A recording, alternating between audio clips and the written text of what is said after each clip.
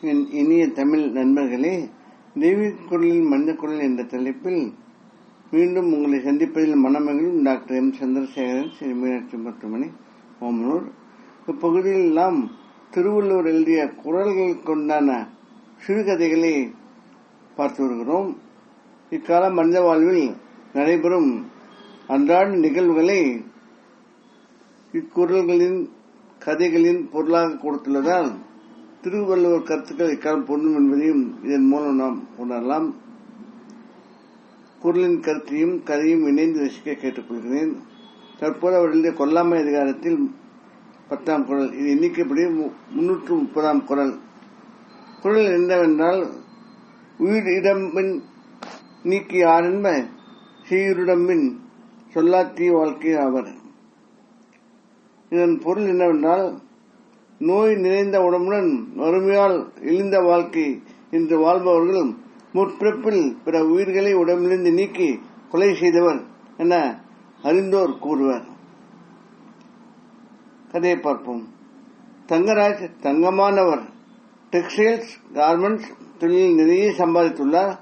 அவர் பல தர்ம காரியங்கள், நடிகர் சேவைகள், ஆன்மீக ஈடுபாடு உள்ளவர் என பலராலும் பார்க்கப்படுபவர். பள்ளி படிப்பு முடித்தவர். மத வேறுபாடு பார்க்காதவர். இந்து, முஸ்லிம், கிறிஸ்துவ கோயில்களுக்கு செல்வார்.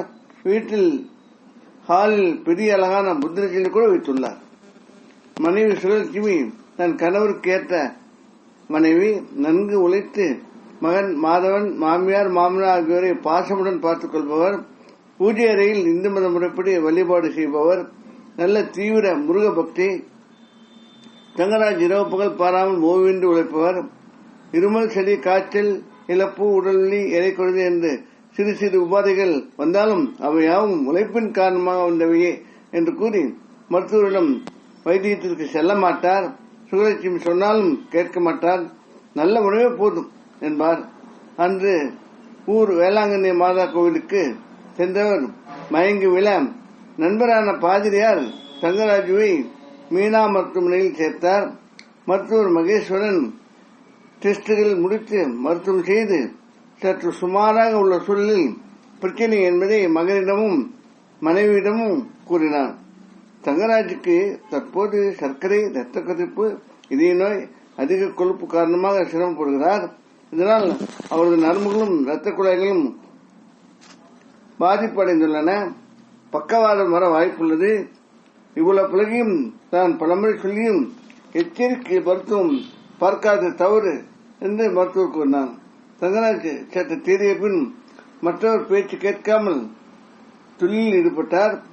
அதே சமயம் மாதவனை தொழிலில் ஈடுபட வைத்து பயிற்சியும் அளித்தார். ஒரு வருடங்கள் சிரமத்துடன் இவ்வாறு ஓடியது. ஒரு நாள் மருத்துவர் கூறியபடி பக்கவாதம் வர பயிற்சியிலிருந்து மருத்துவம் செய்து கொண்டார். உயிர் பிழைத்தாலும் நிரந்தர நோயாளியாக வீட்டில் படுத்தார். மருந்துகள், பிசியோதெரபி என நாட்கள் பலவாறாக சென்றது. முன்னேற்றம் எதுவும் இல்லை. குடும்பமே அழுது வருந்தியது. வேளாங்கண்ணி பாதிரியார், இது பாப வினை, இறைவன் வேண்ட பாப விமோசனம் கிடைக்கும் என்றார். ஒரு சில ஏற்பாடுகள் செய்தும் கொடுத்தார். சுகலட்சுமி தனக்கு தெரிந்தவர் மூலம் நாடு ஜோதிடம் பார்த்தார். அதில் முற்பிறவி அத்தியாயத்தில் தங்கராஜ் உயிர்கொலை தொழில் செய்தவர் என கூறப்பட்டிருந்தது. அதன் பலன் அனுபவிக்க வேண்டும் என்று கூறி பரிகாரம் சொன்னார்கள். அதிலும் பலன் கிடைக்காததால் சுகலட்சுமி மாதவன் உள்ளூர், வெளியூர், வெளிநாடு மருத்துவம் செய்ய பணம் செலவானதுதான் மிச்சம். பலன் எதுவும் இல்லை. தொழிலும் நசிந்து வந்தது. ஒரு கட்டத்தில் சுகலட்சுமி அடிப்படை தினசரி மருத்துவம் மட்டும் செய்து மருத்துவ உதவியாளர் நர்ஸ் ஒருவரை நியமித்து பார்த்துக் கொண்டால், தங்கராஜிடம் எல்லா மருத்துவம் முடிந்த சூழலில் இறைவனை சரணடைய செய்து தானும் இறை வழிபாட்டில் ஈடுபட்டார். தன் முருகன் தன்னை ஏமாற்ற மாட்டார் என நம்பினார். மாதவனும் தொழிலில் அக்கறையுடன் செயல்பட மெல்ல மெல்ல ஒரு சில வருடங்களில் பழைய செல்வாக்கு திரும்பியது. இறை வழிபாடு தொடர வந்த வருடங்களில் சக்கர நாட்கள் அமர்ந்து செல்லும் அளவுக்கு தங்கராஜ் சேர்ந்தார். செய்த பாப காரியங்கள், சாபம், உடல் நோய் ஆகும் இறையர்களால் குறைந்தது என சுழற்சி நிம்மதியானார். மாதவன் திருமணம் நடைபெற நிலை மேலும் சற்று சுகமானது. அன்பு நண்பர்களே, இத்துடன் கதை முடிகிறது. இந்த கதையை பொறுத்த வரைக்கும் நம்ம சிந்திக்கிறப்போ பழைய பிறவி, முந்தைய பிறவி, பாவ வினைகள், அவற்றின் தொடர்ச்சி என்பதில் இந்த 21ஆம் நூற்றாண்டில் நம்பிக்கை குறைவுதான். அதுக்கான ஆதாரங்கள் இல்லை. அதனால் அதை நினைந்து வருந்துவதை விட காரியங்களில் முயற்சியுடன் செய்தால் வெற்றி உண்டு என்று கூறுபவர்களும் உண்டு. இந்த சூழ்நிலையில் நாம் நினைக்க வேண்டியது, அது பழைய பிரிவு என்றால் இருக்கட்டும், இந்த பிரிவு என்றால் இருக்கட்டும், பாப காரியங்கள் ஒரு உயிரை கொள்ளுதல் என்பது ஒரு பாப காரியம். அதுவும் அது தொழிலாக செய்து அதில் வாழ்வது என்பது ஒரு பாவத்தில் என்று சொல்வதற்கு உண்டானதுதான். அதன் பலனாக ஒரு சில சிரமங்கள் வரும் என்று கூறுவோரும் உண்டு. அதாவது முன்பிரிவில் செய்தது இப்பிரிவில் நாம் அனுபவிக்கிறோம் என்று சொல்லும் சூழ்நிலையில் முன்பகழ்ச்சியில் பின்பகல் பிரச்சனைகள் வரும் என்ற ஒரு பலனையும் நாம் கேட்டு அதை கண்டு வருகிறோம். என்னை பொறுத்த வரைக்கும் முற்பிறவி, அதன் பாபகாரியங்கள் எல்லாம் அது ஒரு பட்டிமன்ற விவாத பொருள்தான். ஆனால் ஒன்று மட்டும் சொல்லலாம், முடிந்த வரைக்கும் உயிர்கொலையை குறைத்து அதனால் வரும் பாதிப்புகளை நாம் தவிர்க்க வேண்டும்.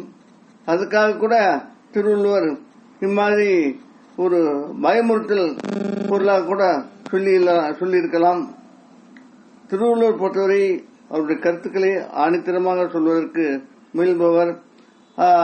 அந்த ஒரு கருத்துடன் இக்குறளை அவர் கூறியிருக்கிறதுக்கு மிகுந்த வாய்ப்பு இருக்கிறது. நல்லொழுக்கம், நல்வாழ்வு என்பதுதான் அவருடைய கொள்கை, கருத்து. அதற்காக இது சொல்லப்பட்ட ஒரு குரலாக எடுத்துக்கொண்டாலும் அதில் உள்ள ஒரு சில நல்ல விஷயங்களை எண்ணி சிந்திப்போம். இத்துடன் கதை முடிகிறது. வேறொரு குரலுடன், அதன் கதையுடன், பொருளுடன், கருத்துடன் மீண்டும் உங்களை சந்திக்க வரும் டாக்டர் எம் சந்திரசேகரன், ஸ்ரீ மீனாட்சி மருத்துவமனை, ஓமலூர். இக்கதையில் வரும் பொருளும் கதையும் படங்களும் கருத்தும் யாவும் கற்பனையானவை. அவை கதை சொல்ல வேண்டியவை, ஆரையும் எதையும் குறிப்பிடுவன அல்ல. இக்கதையில் பதிக்கப்பட்ட படங்கள் வலைதளத்தில் எடுக்கப்பட்டது. அதை பதித்தவர்களுக்கு மனமார்ந்த நன்றி. இக்கதையை மற்றவர்கள் அனுப்பி இலக்கிய சேகரை செய்திட கேட்டுக்கொள்கிறேன். மணக்கவர் முருகனால் தமிழ் மேலும் வளர்ந்து சிறந்து மக்கள் வளம் பெற வேண்டி விடைபெறுகிறேன். வாழ்க தமிழ், வாழ்க திருவள்ளுவர், வாழ்க திருவள்ளுவர் எண்ணங்கள் செயல்களும். வணக்கம்.